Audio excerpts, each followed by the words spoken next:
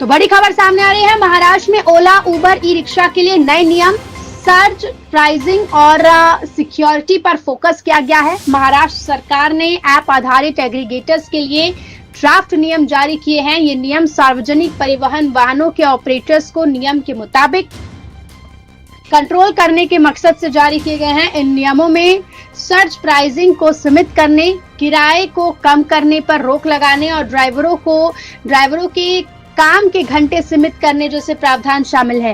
राज्य सरकार ने 17 अक्टूबर तक इन ड्राफ्ट नियमों पर हितधारकों से आपत्तियां और सुझाव मांगा है।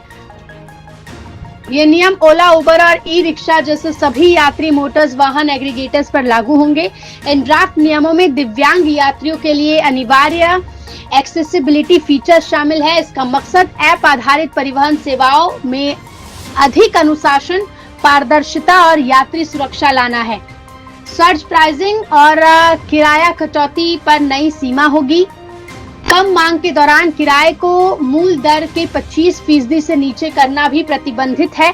मौजूदा वक्त में नियमों के अभाव में किराए में बढ़ोतरी पर राज्य सरकार का कोई कंट्रोल नहीं है। इसके अलावा यात्रियों से लिए जाने वाले सुविधा शुल्क मूल किराए के 5% से ज्यादा नहीं होना चाहिए और कुल कटौती 10% से ज्यादा नहीं होनी चाहिए। ड्राइवरों के लिए काम की सीमा और ट्रेनिंग, ड्राइवर हर रोज अधिकतम 12 घंटे तक ही ऐप में लॉगिन रह सकेंगे, जिसके बाद 10 घंटे का अनिवार्य आराम देना होगा। ऑन बोर्डिंग से पहले ड्राइवरों को 30 घंटे का ओरिएंटेशन और मोटिवेशन ट्रेनिंग प्रोग्राम पूरा करना होगा।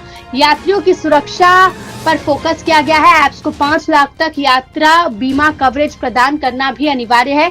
नए लाइसेंस शुल्क और सुरक्षा जमा की अगर बात करें तो एग्रीगेटर्स को 10 लाख और 2 लाख का शुल्क देना होगा। नवीनीकरण के लिए उन्हें 25,000 या 5,000 का भुगतान करना होगा। उन्हें वाहनों की संख्या के आधार पर सिक्योरिटी जमा भी रखनी होगी। 1000 वाहनों तक के लिए 10 लाख, 10,000 वाहनों के लिए 25 लाख और 10,000 से अधिक वाहनों के लिए 50 लाख। वाहन की आयु और भाषा पर भी भाषाओं में उपलब्ध होना भी जरूरी होगा।